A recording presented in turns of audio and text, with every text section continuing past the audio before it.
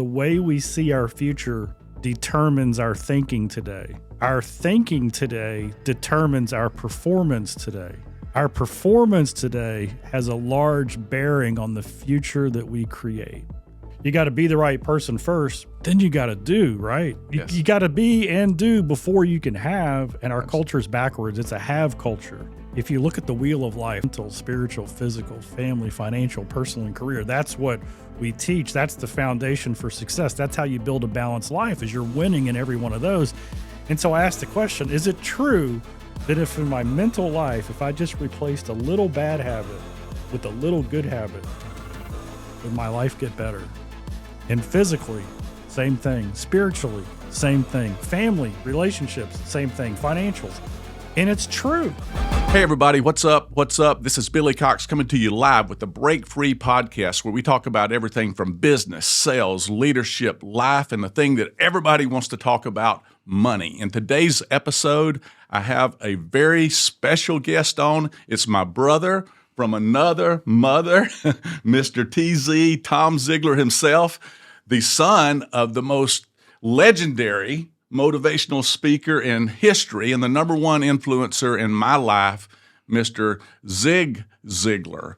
And Tom and I've been friends for a very long time. As a matter of fact, we've traveled the world together. We've spoke at Harvard. We spoke at Cambridge. We were over in England doing on some different Born to Win tours a long time ago. Some of the best memories I have out there in my life has been with Tom. He's also wrote a couple of new awesome books, Choose to Win, and his newest one, 10 Virtues for Leading in Disruptive Times. And if you're on YouTube, down below, we're going to have in the links, we're going to have a link actually for his book. And so you can get some information below if you're on YouTube. But anyway, man, I just want to hop right in. I've been super excited and couldn't wait to get this podcast together where our times, where we could get together and make this happen, Tom. So first of all, just welcome to the show, man. BC, man, Billy BC. Cox. It's so good to be here with you on your podcast. I'm excited for what you're doing. Of course, your impact with the Ziglar community has been incredible. You've spoken to our group. We have a conference coming up. You're going to speak there again. Yeah. You kind Excited of about that. You light us on fire. The only thing you told me what the podcast was about. And I was like, Billy, nobody cares about money. Yeah, no one out there wants to hear about that. So we'll just leave that out of today's show. How about that? I think that might be a mistake. Yeah, like Dad said, money's not the most important thing, but it is reasonably close to oxygen. To air and oxygen. On And the that's gotta have actually it one of his most famous quotes. And your dad had a major impact, and we'll spend the first part of the show talking a little bit about that and just go backwards a little bit. And my first real question for you today is, what was it like growing up as a Ziglar and the son, proud son, as you always say, the proud son of Zig Ziglar, but growing up in the family and the son of the most legendary speaker on the planet? That's right. So I tell people, as good as he was on stage, he was even better off stage. That's right. Super true. And you know that because you've got to hang out with him and our family. And so growing up, I just thought, wow, this is pretty amazing. I mean, he can light up a room with 20,000 people in it, Yes, giant stadium, and then he can talk to somebody waiting for an airplane and pour into them and make a difference in their life. That was, and then we would go out to eat and people would come up and, they'd sit down, and then only when Dad talked would they go, wait a second, I recognize that voice, right? Because they would hear the voice, they'd come over and they'd go, hey, you're Zig Ziglar. And he goes, yeah, I have been a long time. And then they would tell Dad how he had impacted their life.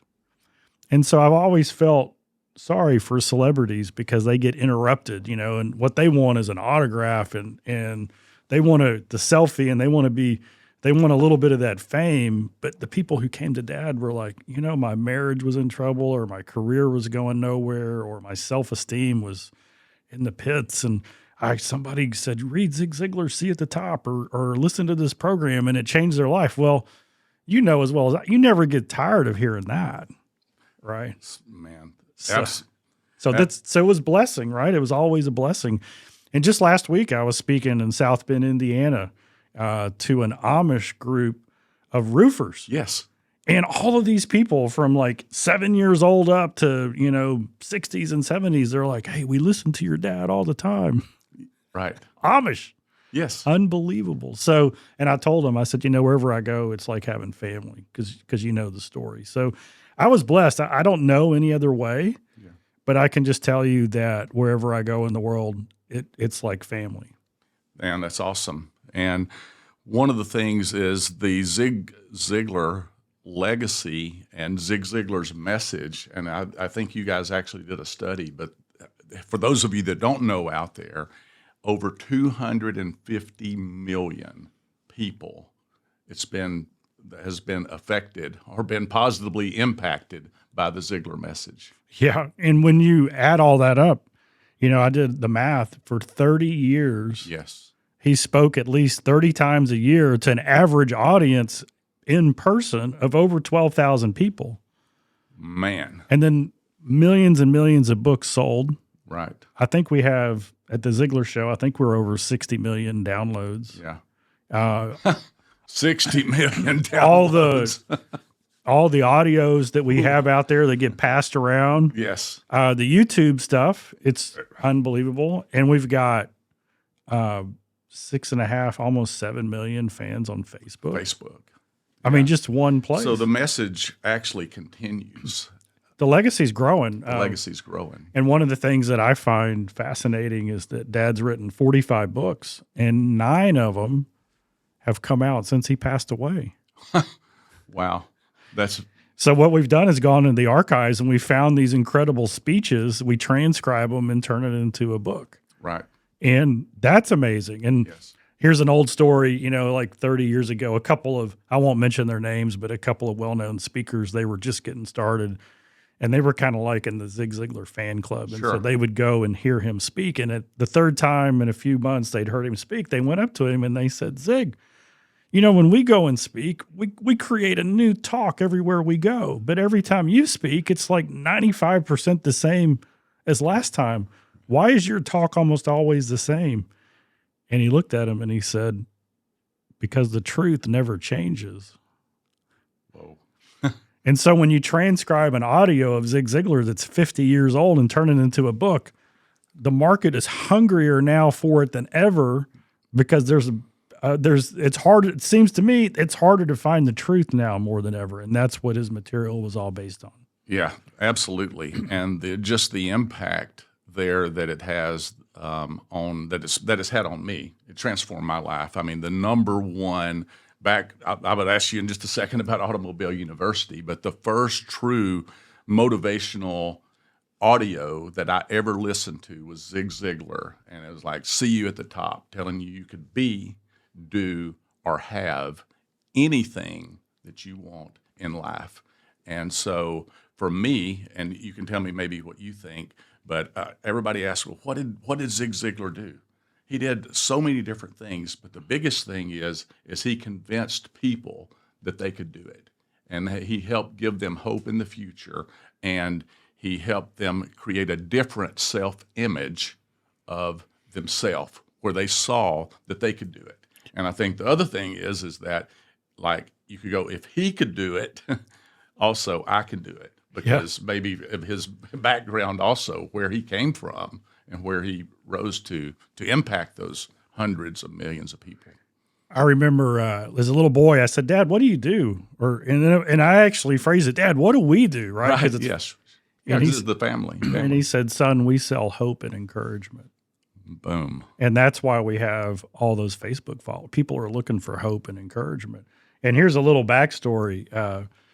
I remember, gosh, this was like 11 or 12 years ago. You came to me and you said, I think you need to bring Born to Win back, right? Because Born to Win was like the ultimate in-person conference, and we'd have hundreds of people come in, and Dad would teach most of it. And he said, you need to bring it back on audio. And I said, that's really weird because Michelle Prince had said the same thing. I remember that day. You just brought back that moment. And then we were working on the book Born to Win, which came out, which ended up being Dad's last book while he was still here. That's right. And then we came out with the audio program. But this is what you told me. You said, I've been listening to the old audios. Yep. And in the audio, I think you said that Dad said 9 times, I have walked in your shoes. Yep. I've been into your shoes. I've walked in your shoes. You may not be where you want to be, but that has nothing to do with your future. Yeah. And Dad had a quote. He said, your future or your past is important. Yes. But not nearly as important as the way you see your future.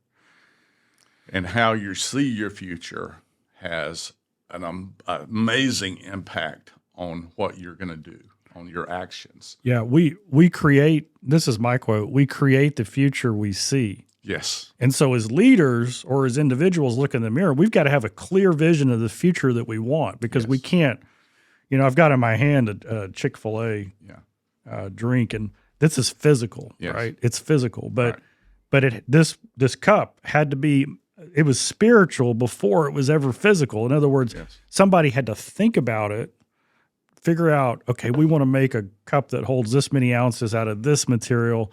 They had to think about it, had to write it all down. They had to go source the materials, put the plan together, do the manufacturing, order it, and then it became physical. Well, our future is the same way. We've got to see it in our mind so that we can create it. Absolutely. And that was one of the things that Dad taught, right? It was if we can see it, we can be it. He also said, those that don't have hope, if you have no hope, then why try? It's not going to work out anyway. But if you do have hope, then that will give you the power to go out and do those things because you believe that it's possible. And one of his most profound kind of life lessons is he said this, the way we see our future determines our thinking today. Exactly. And then the next line, our thinking today determines our performance today. Yes. And then the next line, our performance today has a large bearing on the future that we create. Absolutely. So thinking determines performance, which creates our future. And that's also, a lot of that has to do, if we think it the right way, then we're going to create the actions. And if we take action, we're going to get some results. That's why you said earlier in the intro that you can be, you can do, you can have. Yeah. You got to be the right person first, but then you get thinking and character, but then you got to do, right? You got to be and do before you can have, and our culture is backwards. It's a have culture. Yes. Yeah, it is. They want it now. They want it today, want to push a button and immediately it happens. Microwave society. So, well, let's move into today. And I won't jump into your latest book yet, but let's move into the Choose to Win philosophy. And so maybe if we were talking about choose to win, what would you say that is? Yeah, so I was speaking over in Australia, and this was... You didn't invite me? I'm going this year. You want to go? Yeah, I Okay, do. Let's do it. All right, it's a deal. Australia, Vietnam. We got the whole thing. All of it. We're going to go. The whole tour. The whole tour. Let's rock. Let's do it. And so I was in this room, and this guy asked a question. It was at a break, and he said, Tom, what is the fastest way to success? And just off the top of my head, I said, the fastest way to success is to replace bad habits with good habits. And we just broke. And when we came back from the break, Steve McKnight, who was my host, he's a really good friend. He's having me over again in July. And he kicks off the second session, and he says, before I bring Tom up here, I want you to get your pens out and write down, did you hear what Tom just said? And so I'm on the wall, and I'm kind of looking, what did I say? And he said, Tom said, the fastest way to success is to replace bad habits with good habits. And so I was like, that's pretty good. So I wrote it down, right? Right, yes. It's a new quote. So I wrote it down. I thought about it all day. I get back to the room that night, and I Googled it. Nobody had said it. Oh. And so I sent back a message to the office. Trademark. Right. And I said, post this on Facebook, right? Because we had like 1 million on that time, right? Or almost 1 million. You had just gotten involved to help blow it up. Right. But and so now I had 30 hours on airplanes to think about that quote. Yes. And so what I did was I said, okay, if you look at the wheel of life, the Ziglar wheel of life, mental, spiritual, physical, family, financial, personal, and career, that's what we teach. That's the foundation for success. That's how you build a balanced life, is you're winning in every one of those. And so I asked the question, is it true that if in my mental life, if I just replaced a little bad habit with a little good habit, would my life get better? And physically, same thing. Spiritually, same thing. Family, relationships, same thing. Financials. And it's true. It's yes. And so choose to win became this idea that I get to choose good habits to replace bad habits. And this is important because a lot of people, they'll get rid of a bad habit, but they don't intentionally replace it with a good habit. So what creeps in? Another bad habit. They creep back in. Yeah, another bad habit comes in. Absolutely. It's actually, if somebody wants to break free, that we're talking, a giant step to that is getting rid of that bottom 10%. Purge that out and get rid of it. But don't just sit there. Start to feed in the good, clean, pure, powerful, and positive. And when you start to if you get rid of the bad and then you replace it with good, it has a major impact, an astounding impact on your life today, but most importantly, everything that you're going to do in the future. Yeah, and it's a simple truth. And so Dad's last book was Born to Win. Yes. And so I said, you know what, I'm going to write a book and we're going to call it Live to Win. Right. And so I wrote this manuscript called Live to Win, everything we just talked about, and sent it to the publisher. And Thomas Nelson and the editors there were fantastic. And so they wrote back and they said, we really love the book, but we think the title could be a little better. And I was like, there is no way. Live to Win is the natural, sequel to Born to Win. Right. And they said, we think it should be Choose to Win. And I was like, wow, that's better. Right. It is better. It's better.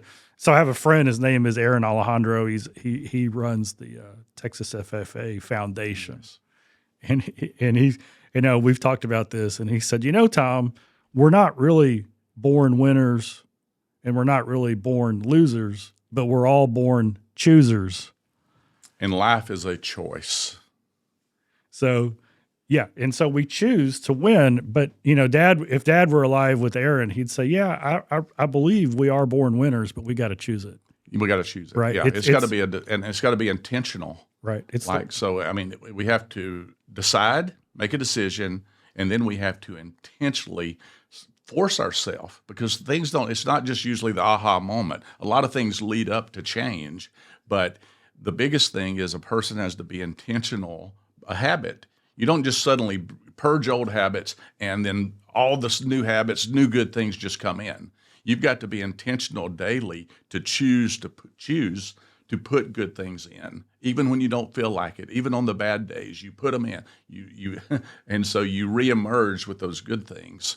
So that's the number one lesson I learned from Dad was choose your input.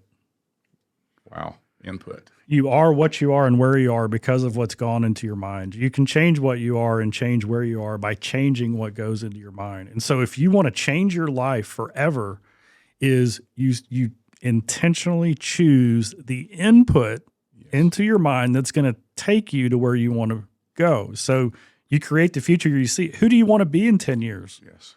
Right? What kind of person? Is there a role model out there that you love and you want to emulate? And maybe sometimes there's not a perfect role model, so you might pick a role model for business and a role model for your spiritual life.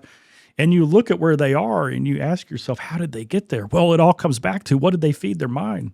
Yes. Right? Because what I say, what you feed your mind determines your appetite. Yes. Yeah. Yeah. I think Choose to Win is the 2023, to some extent, version of the Ziglar philosophies, along with, a lot of what you've learned over your life and how you see the future unfolding for anyone that's out there that wants to be, do, and have more of the good things in life that we believe that you deserve. We believe you deserve these things, but you have to, as Zig Ziglar would say back in Born to Win, he would say, you have to plan to win and prepare to win And then and only then can you expect to win. And I would add to it, if you choose. It's a choice. It is Success is a choice. It's a decision, a conscious decision, in that you're going to consistently eliminate those bad habits and feed in daily with new, good, powerful, positive habits for the future. And so there's a lot of studies that will support your statement that 2023, I mean, choose to win is the perfect message. Yes. There was a JobSage study done last year. 28% of people had quit their jobs for mental health reasons in the last 2 years. It's pretty powerful, folks. So, and then they went back and they asked those people and they said, well, in the mental health category, why did you quit? 55% said stress and burnout. And so what's the antidote to stress and burnout? Well, think about it. If your mental life is solid, if you're sleeping good, if physical life is good, spiritual, you've got peace of mind, you know what the future holds, you got great family relationships, personally, you're doing well financially, you got a plan, you're putting stuff away. Well, those are the 6 spokes on the wheel. The 7th is career. If those first 6 are doing fantastic, guess what? Your job, if you're a business owner, if you have a career, it's not going to burn you out. You might have a season where you're burning it, where you're working 78 hours a week. But if the rest of your life is solid, you're going to be fine. Absolutely. And there's today in business, in life, I don't care if you have a 9-to-5 job, if you have a small business, if you have a medium-sized business, wherever you're at, I believe there's never been a time in history where personal life and business life are more connected than they are today. And so these things are amplified because we have at our fingertips so many different things, so many different distractions, so many different demands. There's a lot of fear going on out there. And I would even say that even leads us into the next segment and the next segment of questions about disruption. How many of you out there would agree that there's a lot of disruption that's going on and happening, from inflation to potential lost jobs to AI, to we see the bank failures that are going on. We have all of these different disruptions and different things that are going on. People that are working from home more than they've ever worked before, that they're living in a small confined space where they're working and their business, and all this stuff is going on together. So let's talk about disruptive times and the virtues, the 10 virtues. We won't go into all the virtues, but at least you can give them some pointers as far as disruption. Yeah. So let's talk about the kind of the bridge, the choose to win wheel of life into disruption. Yes. And, you said, we're going to talk about money. It's about money. Money. So why is balanced life so important? Well, if you're a leader, if you have people on your team, you better be asking each person on your team, how you doing? How's your family? How's your health? How's your mental outlook? Why? Because it's money, right? If they're not performing, they're not meeting their goals. If they're not engaged, if they're not working for a higher purpose, if they don't feel like it's moving them closer to what they want in the process of helping you get what you want, if they're out of the loop, if they don't see a connection, it's costing you money. And so why do we take care of ourselves mentally, spiritually, physically, family, financially, so we can achieve and become the person God created us to become? Well, what's the practical capitalism type approach? Well, somebody who's got all those things going for them, they're more productive. Absolutely. Right? And they don't have drama. Performance. Yeah, less drama. They show up more. So you're there. So now we got this disruption. And I'll tell you how disruption is. Today's Wednesday. So Monday morning, I'm on a call. Yeah. And this guy is the founder of Humantic AI. Cool company. Yes. And all they've done is, and this is, we're talking, I think artificial intelligence is going to make the disruption that COVID caused seem tiny, right? I agree. It's gonna change everything. And so I'm excited about this call, and his AI is really cool because what they've done is they've taken the DISC personality profile and they've laid it into an AI engine, and then this engine goes out and I could type in Billy Cox email, right? I could type and it would go to your LinkedIn page, And then instantly it would tell me your personality profile. It would tell me with 85% accuracy whether you're a driver or an S, which is what I am, which is kind of relational and kind of laid back. Or it would tell me if you're a high C, very detail oriented, or if you're an I, highly motivated, go get them. Well, I'm pretty sure you'd be like, I'm probably that one. You're probably that one, right? Like 100%.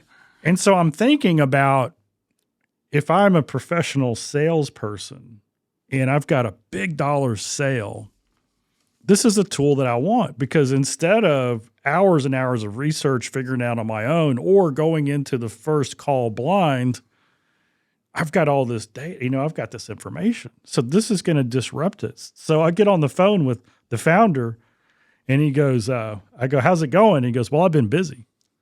And I go, what about? He goes, well, SVB Bank was where we had all of our money. So last Thursday, when this kind of hit, I spent all Thursday moving money to other banks for the survival of our business. Well, here's a guy who's bringing an AI technology that's going to disrupt the way things are done. And then all the algorithms that tell people whether it's a good investment or not all kicked in, and he's disrupted. Right. And whether that works out or not, by the way, it's still a disruption. Correct. Yeah. He may get all his money back, probably will. He's good. He's good. He was ahead of the curve and was able to protect it. And now we've got all the safeguards in place for that group anyway. Yes. But the point is that disruption is only increasing in intensity and frequency. Correct. Right. And so the book, 10 Leadership Virtues for Disruptive Times, it really talked about three things. First is the mindset. And what we believe is that we need to embrace disruption and see it as our friend, right? Because we are learners, we are growers, we know how to adapt. Everything's about relationships. And when disruption comes, all that means is more people than ever have problems. Right. And in Ziglar world, we don't see them as problems. What do we see them as? Opportunities, right? So if I love disruption, it gives me an opportunity to go out and serve and make a difference and help somebody through a tough time. And I tell the Tom Watson story when I talk about this mindset. Sure. He is a legendary golfer. He won 8 majors. If you win 1 major in your career, you're in an elite category. He won 8. 5 of them were British Opens. And they interviewed him and they said, well, how did you win 5 British Opens? And he said, bad weather. And they said, the journalist was like, well, what do you mean? And he said, well, when I enter a normal tournament, if I'm playing well, out of 150 people playing, I only have to beat 20 of them because I'm an elite golfer. He said, but if the weather's bad, I only have to beat 5 of them. And the British Open is notorious for the worst weather on tour. I mean, it's got 40-mile-an-hour winds and 40-degree temperature changes and sleet and hail and rain. And he said, so that's why I've won 5 British Opens. And they asked him, well, how do you prepare for the British Open? And he said, I pray for rain. He embraces disruption. He's embracing change. And part of the lesson, I think, from that would be, embrace change as long as it's taking you in the direction you want to go. So if I'm a leader and I'm looking at my business and I see these winds of disruption coming, do I smile and say, wow, this is going to give me the edge on my competition? Or do I panic and go, oh no, what are we going to do now? Or do I just close up and try to ignore it for as long as I can until I'm out of business? No, let's embrace it and figure out how we can use and leverage it and how we can continue to grow as a team. And when you do that, when you build that type of an internal atmosphere, I call it atmosphere rather than culture. I like that atmosphere. Because it's spiritual and it doesn't mean that we're all in the same room. I can create an atmosphere on a Zoom call, right? Right. And that's the way the world is now, is we're working in different ways, hybrid, remote, all these things that have happened. But if my team, if my organization, if we get this mindset, this belief that disruption is our friend, we're going to be awesome. Yes. So it's embracing the change.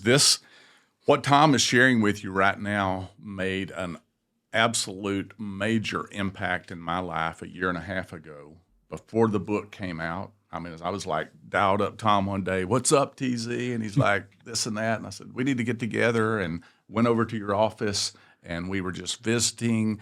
And I was talking, and I was like, "Man, as a business owner, kind of post-COVID, I don't really like talking about that much anymore, but kind of post-COVID, so that, that as I'm talking to people nowadays, like they're looking different." And I use the word deer in headlights. I'm like, the same thing that motivated them before just don't seem to motivate them. They don't seem to have the same values. They don't seem to have the same energy and enthusiasm and hope and belief and excitement and all of these different things in the future. And I said, it's about to drive me crazy. I said, when I look at people, my word was, it's like I mentioned something, and they look at me like a deer in headlights. I don't know if you remember that or not, Yeah. but I used the word deer in headlights, and you said maybe like zombies. A zombie, yeah. That's exactly. And then you said, I'm actually writing this book, and the publisher wants me to get it out early. So I'm like really diving in, and you opened up your iPad and you started sharing with me like the virtues and some of the values and what's going on out there. And I'd like for you to maybe, if you remember that meeting, you can maybe mention something, but I can tell you personally that was a game changer for me. My mind clicked because he was like, embrace this. The leaders that embrace this, that embrace disruption, are going to just be so far ahead of the game because they're going to look at it as opportunities to shift their business where they're embracing it, keep high performers, and in turn, they're going to be the one that has that competitive edge and competitive advantage, and they're going to look back and go, man, I'm glad I did. Yeah, so there's a couple of things I remember from that day. I think it was like late summer of 2021. Yes. And we're having this discussion, and you're like, Tom, you should really come over to our offices and do a training out of our office. And I looked at you and I said, Billy, I think we should do all of our training out of your office. Right. You remember that? I do remember that. I was like, huh. And Billy's like, well, why do you say that? And I said, well, because this disruption, we're now working from home. Correct. And what we need is a training room and what we call our Ziglar library where we can host events, but we don't need to be there every day. And you've got this extra room. And so guess what?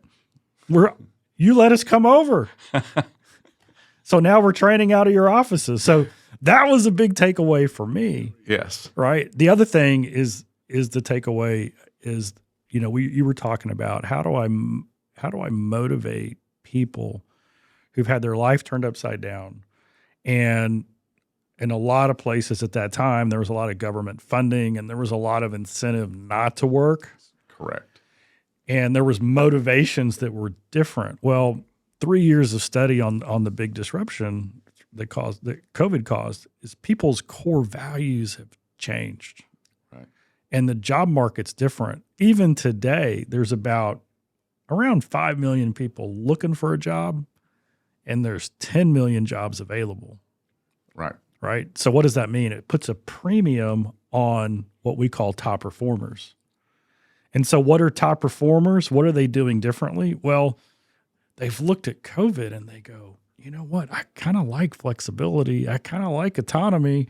I kind of like spending more time with my family. I kind of like taking care of my health. And when they did those things, their performance went up. We had a huge increase in productivity for not every job, but for a lot of job sectors because they were working at home and they were taking care of that balanced life. Mm-hmm. And so now how do we attract, develop, and keep top performers in our own business? Well, the second and the biggest part of the book, the 10 virtues, is this. I want you to, if you're listening, write this down. So every top performer, they're looking for two things in a business: the vision of the business and the virtues by which they're treated. Why is that important? Because top performers have a vision for their personal life. They are going to work, whatever they do, with a purposeful intention to say, this is taking me closer to my big dream, my big goal, my why, and where I want to go. And I need to work for a business that has a vision more than a paycheck. Right? Absolutely. And I think, Tom, that's whether you're running it out of your basement small home-based business that wants to grow and expand. I think you gave me 4 or 5 like questions and foundational things yesterday that was like pretty amazing. But or whether you're a small business and you're just launching out with 2 or 3 or 4, employees, or a mid-sized business that's just continuing to grow, expand, or a national global corporation. Yeah, and when you look at the big companies that seem to do well year after year, they have very clear messaging to the people that work there and say, hey, here's the problem we solve. Here's the difference we make in the community. Here's how, when you join our team, how your work and your energy and your effort makes the world a better place. And when COVID came, everybody suddenly realized collectively, you know what, we're not going to live forever. People we loved got sick, and some of us lost family members and friends. And so millions of people stood back and said, is what I'm doing, does it really matter? And so a company that has a vision, then a top performer can tap into, right? Because as a top performer, I want to know that my work matters, right? Yes. And I want to know that my work that matters, that I'm doing with excellence, is allowing me the compensation that justifies the impact, right? So that there's a relationship between my contribution and my compensation. And so that's where vision comes in. And I'm writing a book actually out there. I've got it written and rewriting it now based on what's happening and disruption and a lot of things I've learned from you, leadership vision. But I would say vision from a company and letting every team member inside of that organization have a clearly understand what is the vision, keeping that vision. And I've lacked this as a leader before, and every time it seemed to sort of move off track. But your job as a leader, whether you're a one-man show and just got some customers and employees, is to keep that vision red and hot and inspiring, and to be intentional about it consistently, and just make sure that it's there every day, the clear vision of what we're doing, what is our purpose, where are we going, who are we serving, how are we doing it. Yep. And you know what, that rolls right into the idea of vision, mission, and values. And I like the word virtues. Virtues, right? Yes. Mission, vision, and virtues. So if we have a company mission statement that talks about this combination of the problem we solve, how we treat those we encounter, the difference we make in the community, as a top performer, I get excited about that, right? And then the virtues, that's simply how we treat each other. So the virtues in the book, we're not going to go through all of them, but it's like humility and kindness and respect. And, who doesn't want to be treated with respect? Who doesn't want to be led by a humble leader, right? I mean, absolutely. I mean, when we look at leadership, there's a quote that I like. The humility is the taproot of wisdom. And so what happens in times of disruption? Everything we knew is upset. Yes. Okay. So the more arrogant you are, the more ego that you have, the less willing you are to listen to new ideas from your own people and those who care about you, because you already know, you've got it figured out.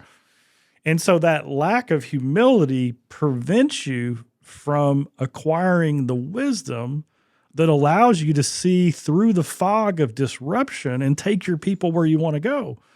And so when we talk about leaders are humble, what we're really saying is leaders wake up every day grateful. Humble leaders, coach leaders, they're grateful that they don't know all the answers. So Peter Drucker even, said this, and it was actually years ago, but he said the leaders of the past knew how to tell. The leaders of the future know how to ask. And I think a big part of your coaching process is whether leaders are asking their own self these questions or whether they're asking their team members, the people that they're working with, the people that they are coaching, they are asking them the right questions that are stimulating the response that lets your people. Zig Ziglar had the thing that said, people don't want to know how much you know until they know how much you care. But there's also a little something on the end of that, if you remember. About them. About them. They only care, people care about how much you care about them. About them. And when you look at humility, and because that's like, to me, it's a foundation stone. Humility from a leader's perspective is always asking, what's best for the mission? It's not about my plan, my agenda, the way we did it in the past, what I think is right. It's what's best. And this is what's really cool, is when you lead a team and you've got a guide stone, right? It's your mission statement, it's your values. And then somebody, we'll call it misbehaves, right? They do something they shouldn't have done. Yes. Well, if you're humble, you understand immediately that it's not a personal issue between you and that person. It's an issue between that person and the mission statement. And that takes allows the pressure off of you and allows you to adjust based on the decisions you made as far as what we stand for as a company. Yeah, and then that allows you to ask the great question. Yes. Right? Which is what coach leaders do. They ask questions. You have to have the conversation, the critical, difficult conversation. And you say something like, help me understand how what you did allows us to fulfill our mission statement. Yeah. And of course they can't. Right? That's a great question. Yes. And so if the goal is when you're a coach leader and you ask questions, you're getting people to come to the answer themselves, which means they own it. And like you said about Drucker, just ask your people, would you rather to be told what to do or asked what to do? Everybody likes to be asked. And when you are asked and then you answer, wow, now you've got ownership in that. Then they owned it. Yeah, they owned their answer. So you mentioned 4 or 5 things to me the other day, and it was like, if you were coaching someone brand new in 2023, what might be the first question you ask them?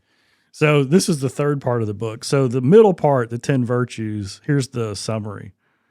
Everybody says, love your people, but nobody tells you how. So the book, walking out the 10 virtues, that's how you love people. How do you show kindness? How do you show respect, right? Those are the things that you demonstrate love.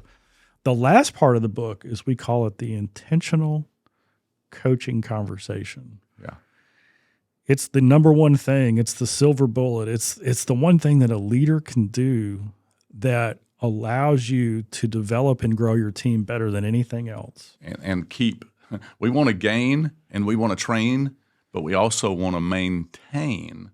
We don't have to be constantly going out there seeking out new high-performance people when we can nurture the people within our organization and encourage them to bring out the very highest version of themselves. So 3 years of research, I took all the business problems caused by disruption and boiled it down to the number one business problem. And here it is. Attracting, developing, and keeping top performers who then become coach leaders who know how to attract, develop, and keep top performers. That's the number one challenge. We want to bring the right people on. We want to develop them into excellence. And if they raise their hand and they're ready to also become a leader, we want to have them replicate and become the type of leader that we led them with that process. That's it. I would even say that's how you grow a business. Yeah. From you to the next person to the small team that moves up to the second and third and fourth team that continues to grow and expand. And so that's the number one business challenge. So here's the number one skill a coach leader must have. And that is having an intentional goals and growth focused coaching conversation every week. Wow. Is the number one skill. Yeah. And so you were talking about the steps. Yes. And so this is a great one. So you're thinking, you know what? I want to become a coach leader. I want to co-create. I want to ask. I don't want to tell. I want engagement, right? I want people to own their own plan. And so here's how we do it. The key number one is we lay the foundation. And here's a great question. And you can paraphrase this and make it fit your organization. But I asked somebody on the team, like if somebody brand new starts, I'm going to ask them, hey, in 2023, do you want to make more money, the same money, or less money than you did in 2022? What are they going to say? I don't know of anybody out there that's not going to say, everybody with us say, more. Yeah, I want to do better. What's different about 2020? What do you have more of? What does that look like? Now, if we were actually on stage, I would say, everybody say, more money. That's right. Now, this is interesting too. Some people today will actually say, well, I'd like more money, but really what I want is more flexibility. In other words, I'll perform for you, but can it come with flexibility? And that's okay too. Is in an innovative world with disruption, if I can have a top performer and I change my mindset from hands-on managing output to taking it up to the next level and say, you know what, I'm gonna hold you accountable to outcomes. Yes. And if you can get an A+ outcome in a totally autonomous way, man, I love you because you're a self-starter. I don't have to go in and tell you and remind you, right? You're an outcome machine. And so that's my mindset shift as I focus on outcomes. So some people might say they want flexibility, but the majority say, yeah, I want more money.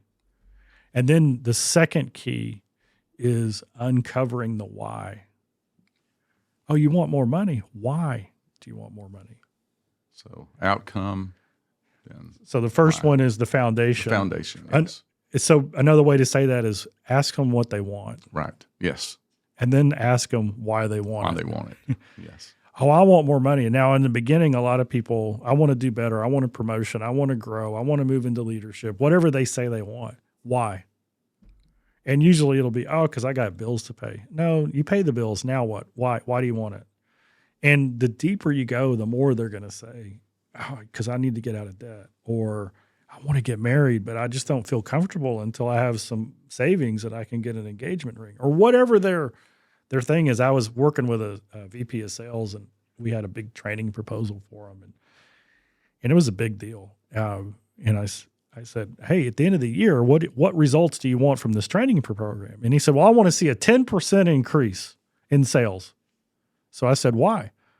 And he said, well, you're charging us a lot of money for this. So it's going to pay for the program, and we're going to be profitable, and everybody's going to keep their job, and we get our bonuses. I go, that's great. So what about year 2? He says, well, I want to increase another 10%. And I said, why? And he said, well, if that happens, then I'll be able to pay off all my debt. And I said, wow, why do you want to pay off your debt? And he said, well, because then I can build the lake house. And then I said, well, why do you want to build the lake house? And he said, and his whole demeanor changed, because then my grandkids will come over and play. And so that's what needs to happen. Each person on your team, when you're leading them, you need to find out what their big why is. What's the why behind the why behind the why? Because when the why, Jim Rohn said, when the why is big enough, clear enough, strong enough, the how happens, right? Absolutely. Okay, so now we've got a relationship going. Why are you here? There's things I want. Well, I want to help you get those things. Why do you want them? Oh, wow. You want the lake house? Let's do it. Okay. Third question. What are your opportunities for performance? So this is a great leadership question to ask somebody, because it will show you their maturity. If they're brand new, they might not know. Yes. If they're a veteran, they might have it all written out. Most people are somewhere in between. So they might shrug their shoulders and say, well, what do you mean? And so there's 3, we had Ziglar, we have what we call the Ziglar performance formula. And here it is: attitude times effort times skill equals performance. That's how we judge performance every day. We go out to eat. We walk into a restaurant. The first thing we judge them on is their attitude. Did they smile? Were they excited to see us? Did they make us feel welcome? And then we judge their effort. Did they seat us promptly? Did they come and take our drink order right away? Did they show up with a little bit of pep in their step? And then the third thing we judge them on is skill. Was the food good? Was it warm? Was it served correctly? Did they serve from the right side? So all of life is about this formula. And so when you ask them, okay, so what performance opportunities do you see that could help you get your lake house? I don't know. Oh, okay. Well, let me ask you this. What attitude can you demonstrate that will make you more effective in your job role? Well, let's just talk about a technician. A lot of technicians are more introvert. They're good with their hands. They don't like to talk, but they also deal with homeowners. True. So you better be nice and kind and polite and gracious and engaging when you're with the homeowner. Otherwise, that business you're not going to be invited back. And so that person might say, oh, when I show up to somebody's house and knock on the door, I should probably smile. I should look them in the eye. I should have a little excitement in my voice. Well, great. That's great. Write that down. So you have them write it down. Well, then the next question, well, what kind of effort can you demonstrate that will make you more effective? Well, when I load up the truck every morning, I better make sure all the parts are there, everything I need, so that I can go out all day and I can get it done as fast as possible. Well, that's just effort. That's pre-planning, right? The clean, the floor's vacuumed, the windows are shining. Well, what kind of skill could you improve on and demonstrate that would allow you to make more money? Oh, well, you know what? In my territory, there's a lot of houses that were built between 20 and 25 years ago, and we're having to repair these air conditioning systems that are in there. And there's a couple of systems that I see all the time. I need to go get the highest level certification in that so I can go ahead and do all the repair work instead of having to call in a teammate, because that delays time. Right? Exactly. And so now they've identified 3 areas of performance, and then you go to the 4th step. And that's a perfect example there, by the way, for like a small-based business that has, anyone that is dealing with a consumer, that breaks it down to the most ridiculous level. And those are all 4 or 5 key things that I don't care if it was a roofer or if someone that had a pest control business or, just you name it, if they have to deal with, or actually that same thing could be with somebody that's answering the phone. That's right. Doesn't matter. Doesn't matter. Right. And so now they've written down and they've given some ideas on what areas they could improve on in their attitude, effort, and skill. So step 4 is you co-create the plan. Like that. And co-create is what we're talking about here. Yes. Right. And so they've written those things down, and then you ask them, hey, would you like my help? Yes. In creating a plan that'll make you more money? And I've noticed, if you've noticed this, everything that he's done so far has been a question. So if you're training out there, you want to be a coach leader that's going to make an impact on your team. He hasn't told them anything yet. All he's done is ask question. What is it you want? Why do you want it? How are you going to get it? So That's to speak, right. So I asked, would you like for me to help you create a plan that'll make you more money? Right. And yes, knowing that I already know the answer, right? Because exactly. I asked them, what do you want? And why do you want it? And they'll say, sure. And then, so I'll ask them this. Okay. You said that your attitude when you go to meet and knock on the door of a homeowner, that you're going to look at their system, and that you want to be more engaging, more upbeat, more outgoing. How are you going to develop that in yourself? And if they're smart, they'll say something like, I think I'm going to listen to some Zig Ziglar in the truck on the way over there, right? He'll get me motivated. He'll remind me to smile and I'm an ADD on this one too. Zig Ziglar in the truck. What do you call that? Automobile University. I've asked that to a lot of people before recently, and people say, Automobile University, what is that? So what is Automobile University? Yeah, well, it's the greatest classroom in the world. There's no distractions. You're in there, you're driving somewhere, and you put in a program, an audio program. Such as this podcast. Yes, exactly. That will inspire, motivate, and give you specific skills that you can use that will allow you to be better in your personal and professional life. Yeah. That's all it is. And you even say will, skill, refill. Yeah, that's right. Sometimes you can have the skill, but you need the refill. Sometimes you could have the will, and you need to obtain the skills. And I believe if you look at other people, if someone else could do it, you can do it. You can develop those skills. And you don't have it immediately. When you jump onto a bicycle the first time, you're going to fall. When you do anything the first time or the second time or the third time, that you're going to have challenges. But repetition becomes the mother of all skills. So you repeat it, will, skill, refill. Yeah, love it. And so they say, well, I'll listen to Zig Ziglar. Yes. That's awesome. Write that down. That's a great plan. What else? And they might give you 2 or 3 things. And then you say, okay, effort. We talked about how you could demonstrate, or how are you going to develop that in yourself? And they might go, well, when I get back to the office, what I'm going to do is I'm going to do an inventory of everything that's in my truck, which should be pretty easy if you do it every day, right? Because we know. And I'm going to refill my truck, right? I'm going to restock it. And then I'm going to look at my schedule, and I'm going to know that my truck is ready to go, and I'm going to know how long my drive is to my first appointment, so that when I show up, everything is there. So that's my first effort goal. And my second effort goal is I'm going to make sure that I get to my first appointment 10 minutes early. 10 minutes early is 5 minutes late. That's right. And I go, fantastic, write that down, right? So you see what's happening is the person is writing their own plan. And then I'll say, okay, what skills can you develop? How are you going to do that? Well, I mentioned earlier I need to get that certification. I go, okay, what does that mean? I need to sign up for the class. I need to get time off or approval to go do that. Well, I tell you what, you bring me the stuff, we'll send you right away. We need you elevated to be more effective. Write that down. And so now this individual has created their own plan.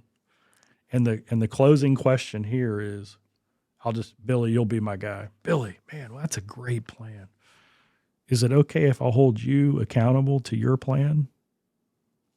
I think that's a loaded question, because you got to say yes. Yes. And so what's the power of that? This is a superpower, folks. If I don't care if you're doing this to yourself, I don't care if you're doing it to you and your spouse in a home-based business, or if you're doing it and you have one employee, it doesn't matter. Coaching your team to greatness like this, asking these questions, and then that accountability factor, which we know is like another superpower, the final question. When you ask them, is it okay if I hold you accountable to your, so then it's not, you're helping them get what they want. This goes back to even the Ziglar philosophy that is founded on, you can have everything in life you want if you will just help enough other people get what they want.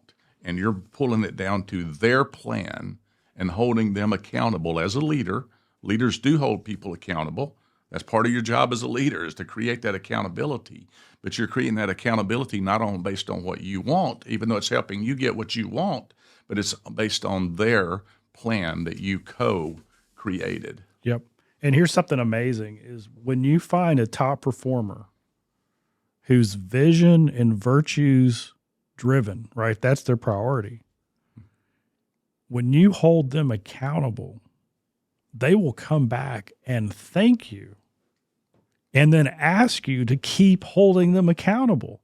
Yes. Because they see the connection and the correlation and the relationship between their increased performance with that accountability. Now, here's another psychological thing. Yes. Go ahead.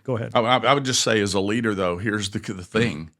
Follow up and follow through, because you can do all of this, but if you forgot about it a month or 2 or 3 months later, then there's the law of diminishing intent.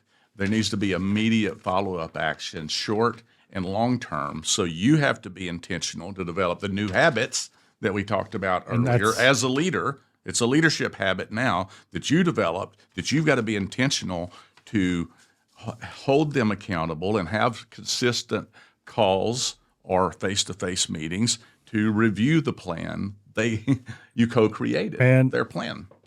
That's step 5. That's key number 5.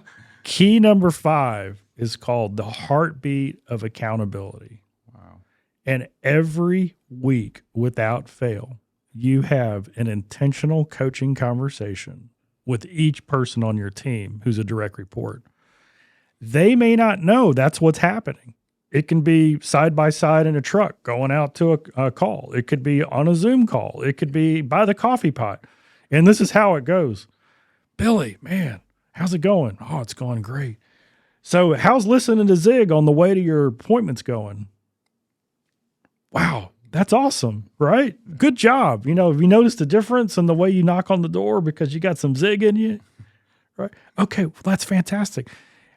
Did you put in your schedule that you were going to be there 10 minutes early? How's that going? Do you feel more at peace when you get there? Well, that's awesome. And you've got all the truck and inventory, everything. Yeah, wow.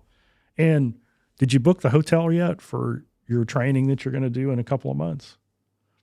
See, what I did there is simply ask, how is your progress on the plan that you created for yourself? And I would even venture to say the more you do it, the more normal it becomes, the more natural it becomes. Also, the better, more connection you have with that individual, which means that you have more influence. And leadership is all about influence. Right. And so the more influence you have with them, and again, and then it goes back to helping them get what they want and them knowing that you care. So by asking questions, the other thing I would say, the psychological that goes along with this is, who's the number one person that someone likes to talk about? Themselves. So when you ask them, how are you doing? How's the plan going? Then you're asking, and I would say the other thing as a leader, the importance and the thing we all have a challenge with is we want to ask someone how they're doing, how's it going, and halfway through their conversation, what do we wind up doing? Cutting them off, talking about ourselves. We wind up talking about ourselves again. So it's listen. A big key of a leader is ask, but then listen. Let them, they're like a balloon. Let them, right, deflate a little bit. Don't mean deflate their attitude, but let them get it all out.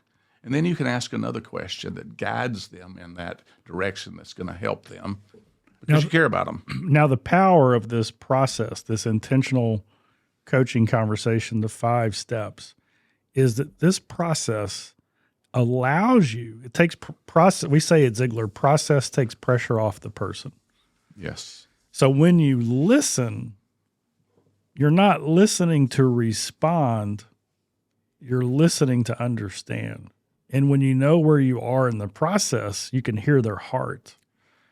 Because a lot of times the reason they're not following through on something isn't what they're telling you, yes. Right? It's a belief issue. It's a self-image issue. Or they didn't really come clean on what their why is, and you haven't found that connection. Now, another survey that came out by a company called Grow Motely, they did a survey of 500 people who were looking for a job, and they said, what do you want in an employer? Number one was obvious, healthcare benefits. The number 2 thing that they wrote down was a personal and professional development plan. So I want you to think about this. You're a leader. You're a business owner. What happens psychologically to somebody who comes on the team and you say, we're going to do a week of training and then you can ask me any question you want, but you're on your own? Versus let's co-create a plan that's going to make you more effective tomorrow than you are today so you can get your dreams and goals. The psychological difference is enormous because in one organization, I don't know if you care about me. I don't know if I'm just a body filling a slot at a certain dollar per hour. But in the place where I have the plan, that's telling me that they see a future for me in the business. Yeah. And where people see a future for me, that's a place that I want to try to like if I can. It's a powerful thing. It's super powerful. As a matter of fact, that process, when you shared that with me that day over in your office, it changed my perspective immediately. I went back and I just shifted, and I shifted from input. I'd always been the input kind of person. How much are you putting in? How much are you putting in? How much are you putting in? And I do know that input eventually equals output, but the but you're really measuring it from that beginning, the earlier. You're doing all of this based on keeping high-performing people on your team, making sure they're happy and enjoy, they've got the vision of the company, that they're engaged into their work and their team. Kind of, you're finally figuring out what their strengths are, what their goals are, what their wants are, what their desires are, why they're really working for this company, which has to do with really a lot of personal things. So it's mixing business and personal. It's connecting your business life and your personal life there together. That we've said there's never been a time in history that it's been, more connected than it is today. And you're helping them get that result and outcome they want.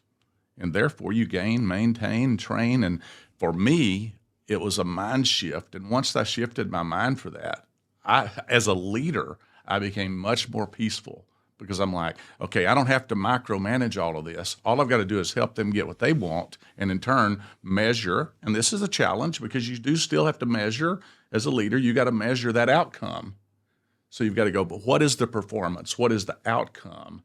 And as long as they're getting the outcome, then who out there don't want people on their team that's getting outcomes, the right outcomes that the company desires? Yep. And step 4, and Yes. and this is where the theoretical, the philosophical, and the practical all come together. Okay. Right. So Co-create. and the co-create the Yes. plan. So in the book, Choose to Win, in the career section, there is a section on what I call IPAs, income producing activities. Right. And so we're not leaving that out. It's Yes. just not the focus. Okay. So when you are co-creating the plan and you say, Billy, how are you going to develop that skill and demonstrate it? Right. How are you going to develop it in yourself? If Billy's off the reservation, or he's so new that he has no idea, I'm going to give input, right? And so that we co-create this plan, but I'm going to do it through asking questions. So Billy, you said that your dream was a lake house. When do you want it? Love that. Oh, I want it as soon as possible. Well, great, because I've been around the block and I know what activities and skills you need to build. And the faster you do them and the more often you do them, the faster you're going to get that lake house. So I just need to know, how fast do you want it? Do you want it as fast as possible, or is 30 years okay? I mean, I love that. I want to jump in here because it's, income producing activities. I like that. Yeah, and it's really simple. And then this is what's great is they're writing the plan down, right? So they're writing the plan, they're putting it down. And then when I have my intentional coaching conversation, I say, well, I'll just use a sales example. Hey, you said that your goal for April was, you were going to start the day making 25 prospecting calls.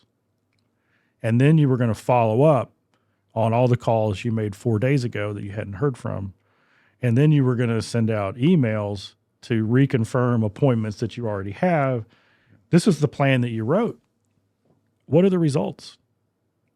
Yes. Right. And so every single step I just said was an income producing activity. And if we're in the sales world, we got to do all those, right? We got to prospect, we got to follow up, we got to, send email.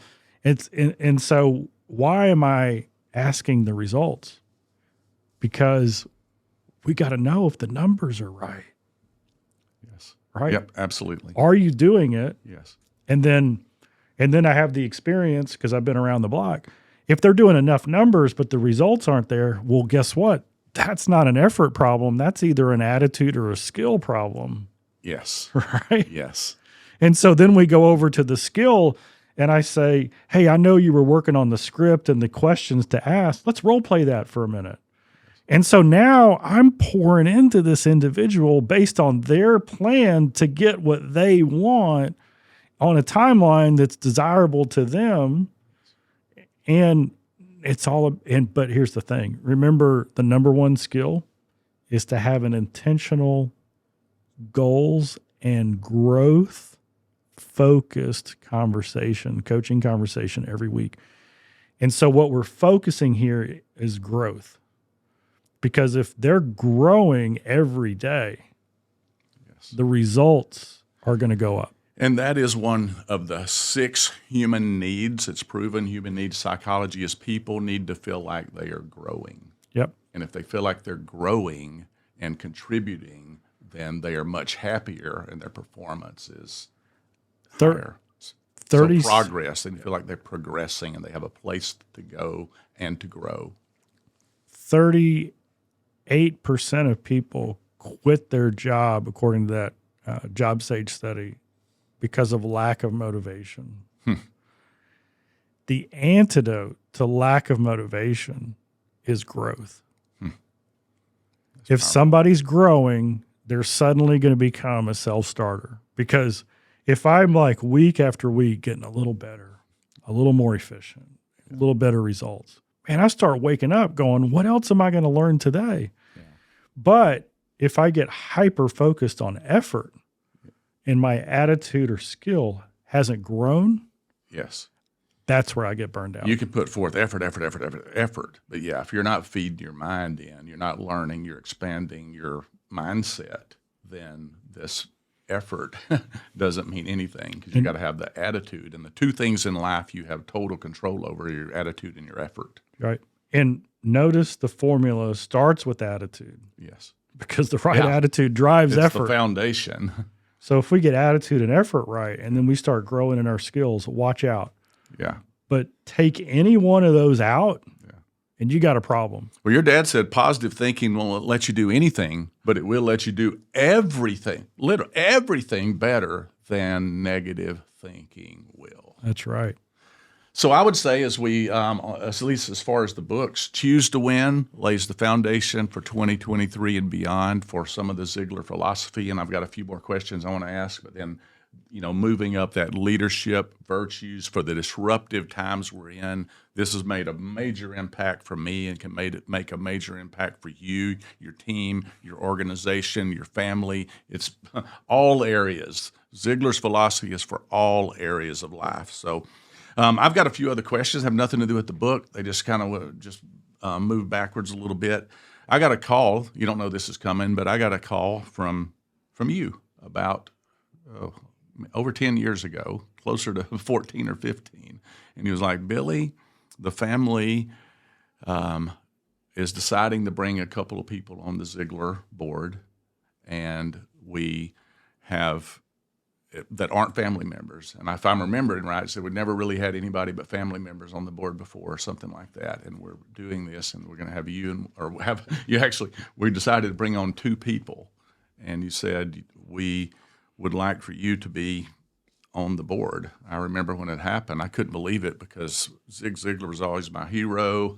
I was at the big motivated seminars, the guy up in the stand that, like, the nosebleed section, the $49 tickets, that just wanted to meet him one day. And then over time, we got to know each other and this and that. But maybe I've always wanted to know this. What made you guys, how did that come about, if you remember, as far as just deciding that you wanted to ask me? And I mean, I broke into tears. I'm like, what? There was 2 reasons. So are you ready to cry? No. So the first reason is we felt like you understood what we do in sales and in motivation better than anybody we had. And the second one is your heart. Yeah, you're gonna make me cry. It really, when I met with Julie and Cindy and Mom and Dad, it was the heart. Yeah. It was your love, your super high standards of performance and wanting the best, but that never replaced how much you love somebody. Right. And that was it.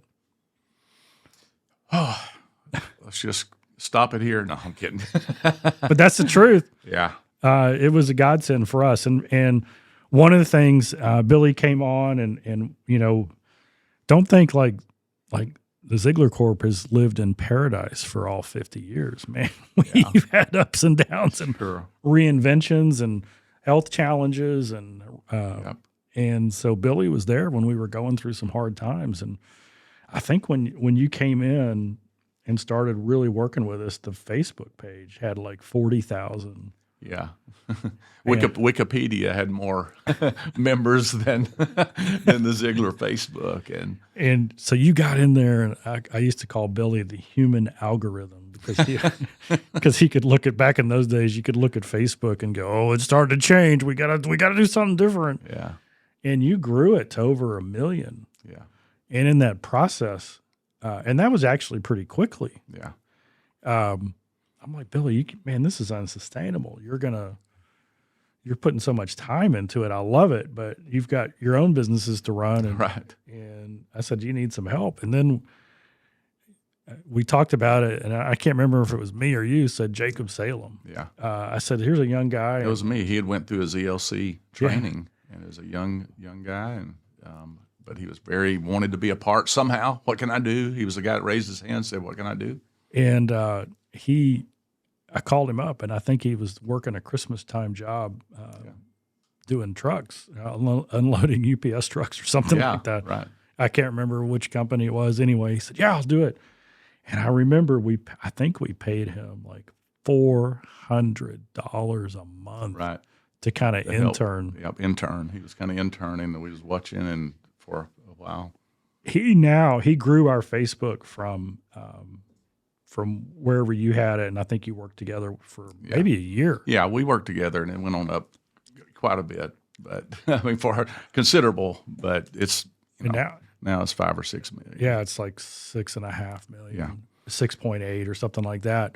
But the point is I think Jacob now has a company, and he's got like 25 plus people on his team, and this is his life. Yeah, absolutely. And so that is validate. I mean, that scenario is why we said we want Billy Cox on our board, because you couldn't have had the impact on social media if you didn't know what the heartbeat of our message was. Absolutely. And you couldn't have helped Jacob Salem grow and develop if your heart wasn't in it. Yes. Right. Yep. And so that's just one example. Yeah, that's one, because we did many other things. We actually, the Ziglar legacy, even the certifications, we traveled all over to meet with so many different powerhouse people out there in the industry. Dennis Waitley and Brian Tracy, and just amazing. Yep, that was awesome. So, so I guess just a couple other questions. How do you balance, I guess, where you're at now, your dad's legacy, the Zig Ziglar legacy, while identifying, I guess, or while establishing your own identity and career outside, above, and maybe beyond your dad's work? Yeah, so there was a big transition point for me. It wasn't too long after Dad passed away, and a friend of mine who had helped us in some things, his name is Dr. Clifton Jolly. Yeah. And we have a conversation, and he's like, how are you doing? And I go, oh, I'm doing okay. And he goes, well, now, how are you doing? And I said, well, this legacy is pretty heavy. It's heavy. It is heavy. And he looked at me and he said, Tom, I got news for you. He said, your dad's gone. There's nothing you can do to mess up his legacy. He can't mess it up. The only legacy, you got to worry about your own. That was a shift. Yeah. Right? Yeah. And then later on, when maybe this was around the same time, people were asking me to speak more and more. And boy, I didn't want to speak. That's not what I was. Sure. And my stomach would get knots. And so I had to sit myself in the corner and say, why does it bother me so much to go give a talk? Because when I was done, I liked it. And I realized that I had told myself that people wanted me to be like Dad. Yeah. And I said, is that really what they want? Because what I told myself is they wanted me to speak like Dad. But what they really wanted was me to be who I was, but to represent the Ziglar philosophy, principles, virtues, and values. And so that totally took the pressure off, right? Yeah. Knowing that hey, I can be myself and take this business around my own gifts, skills, and talents, being authentic, but I just got to live by the principles and values that Dad set. Well, that's doable, Yes. right? I can't be him. Nobody can. That's awesome. And I've loved just seeing you go from that and just the transformation yourself to like just coming into your own, create the books, and even some of the largest contracts in Ziglar history are, have been, even signed recently. And it's because of, Tom is this sage person, this guy that's literally dives into everything. When it comes out of his mouth, it's not something that's just a whim. He's researched it, he's thought it through, and he's really got a philosopher strategy as far as, what he's going to share with you. Like if you just had, we could go on. I really even look forward to getting you back on the show, and we'll just dive into some deeper, just pull questions in and just go into what you see the future looking like and all that. Just a lot of different things. We've had guys that are in here in meetings, and they just get like, they just ask Tom questions, and he just dives deep, and then that end result answer is just like nugget bombing out there, man. And so it's just having you around is awesome. And speaking, I've watched you speak at companies, and he's like, Tom's up there now, and he's like, my dad was this, and I'm kind of the nerd, and you've used that nerd word a few times. True story. And I know you wear his tie sometimes that he gave you, and so it's fantastic. So today, what is the primary focus of Ziglar right now? Yeah, there's really two things. The first is we equip, support, and work with coaches, speakers, and trainers to go out and change the world. And they do it with Ziglar content. That's what we have the Ziglar coaching system, and we have we license coaches to coach people on Choose to Win, and we license people to coach on See You at the Top. And then we have our Ziglar Legacy certification. And this is more, a lot of business owners come through this who want to take the core teachings of Ziglar and teach it inside their own company. And then we have speakers and trainers who've got their own businesses, and they want to add the Ziglar content, right? So that is a big part of our business. And then the 10 Leadership Virtues book has taken off. So my heart is, at the end of last year, I was like, actually it was the end of 2021. I was like, okay, I was turning 58 at that time, or 57. So I'm like, okay, if I'm like Dad, I've got 20, 25 years. And I asked this question, what intentional legacy could I create over the next 20 years? What would be ideal? And to me, I feel like my calling is to help develop, support, and equip the next generation of leaders. I love that. And it's not from an age perspective, right? You could be a 25-year-old emerging up and coming leader. You could be a 60-year-old veteran leader. But what happens is you realize, the way we used to lead, it just doesn't work anymore. No. And so coach leadership is that. And so I go neck and neck between those two things, equipping and supporting our coaches, and then working with our executive coaches who do coach leadership and working with companies, developing their leadership teams on the inside. Those are the two things. But isn't it funny that everything goes back to the Zig Ziglar philosophy? You can have everything in life you want if you just help enough other people get what they want. And for you to be effective in whatever you do, you got to be the right person first. Absolutely. So it starts here. Yeah. Change starts with you. Yeah. And so in the future, and I think I know the answer to this, and it kind of goes along with what we said, but in the future, what do you want the Ziglar name to mean? So the word that I've been honed in on for 15 years is legacy. So what gives me the greatest joy is not when we help a coach get a win or we help a leader get a win.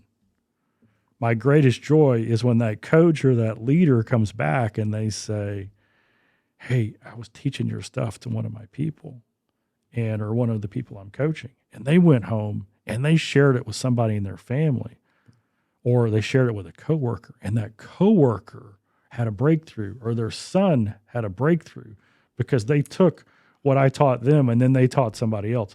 Well, legacy is the transfer of knowledge, wisdom, and habits, Yes. so that they ripple through eternity. Character, right? Yes. And so, and Ziglar's a legacy company in the sense that we want to help you create a legacy that ripples through eternity.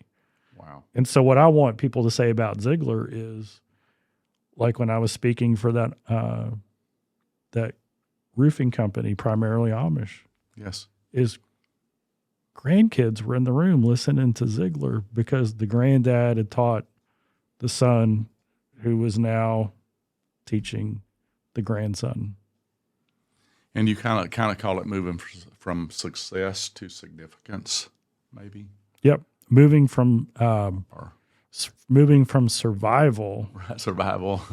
to significance. So Yeah. so we move from survival Yes. to stability, and then from stability to success, and then from success to significance. Now, here's the thing. If success is our goal, there's no guarantee that our life is going to have significance. Yes. But if significance is our goal, then success is almost always part of the package. Boom. That's powerful. I got 2 questions for you, 2 quick final questions. What advice?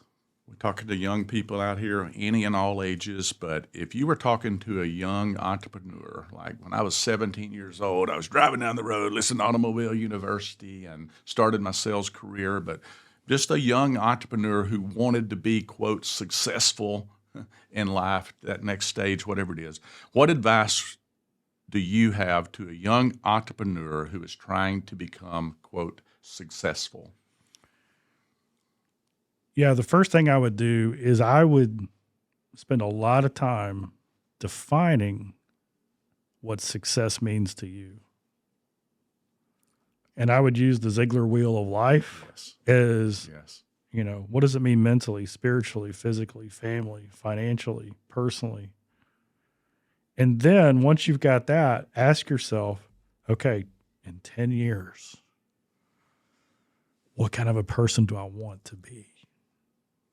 And you start writing that out, right? You write down the character qualities, you write down what you're doing, you write down the things that you have, what you enjoy, what your family looks like. And then every day you ask yourself, will the plan I have for today get me closer to or further from that person I want to be in 10 years? And so for the 25-year-old who does that, and it's 9:30 and you get the call of duty text from your buds and you're about to be in a 9-hour Call of Duty marathon, Right. you've got to ask yourself, is doing a 9-hour Call of Duty marathon all night long going to take me closer to or further from the person I want to become? Man, I love it. And it starts with defining what success means to you. And Right.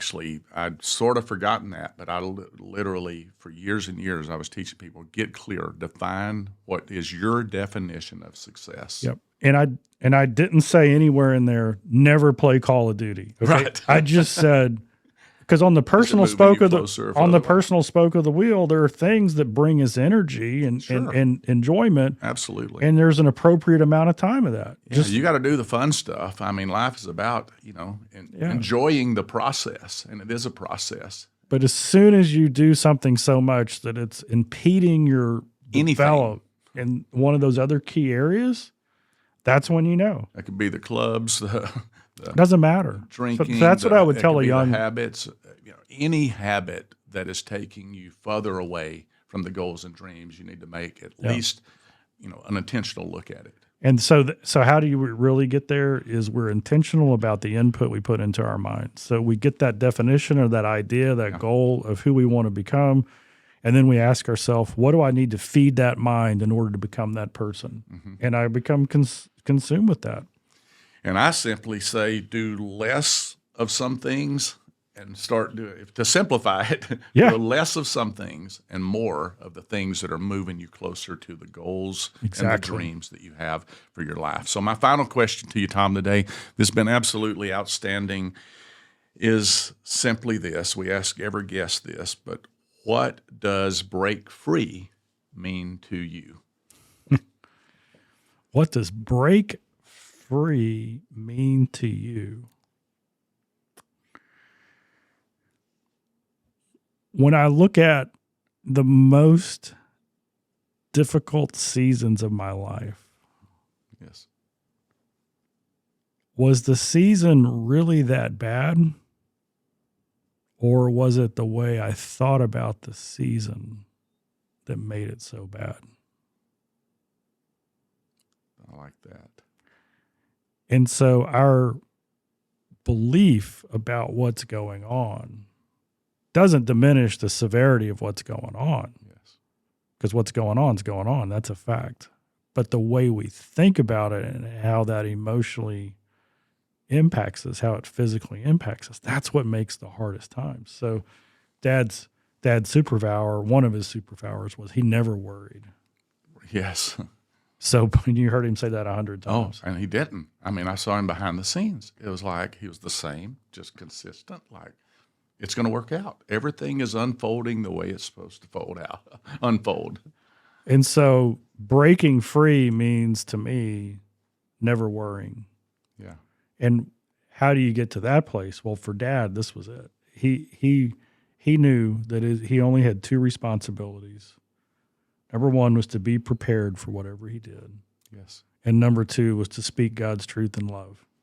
The truth in love. And he did. And when you speak the truth in love, then it's not your responsibility how somebody receives it. That's between them and God. Right. And since it's not a popularity contest and you're not trying to, have them like you and be your friend, this is not a Facebook fan page thing, right? This is, I'm speaking the truth in love for your benefit. Now, what you do with it, that's between you and God. I love you. And you move on. You have no worry about it. That to me is breaking free I love that. And it's also, no worry free. And I think your dad also, it was basically brokenness that led him to that. That was his ultimate virtue.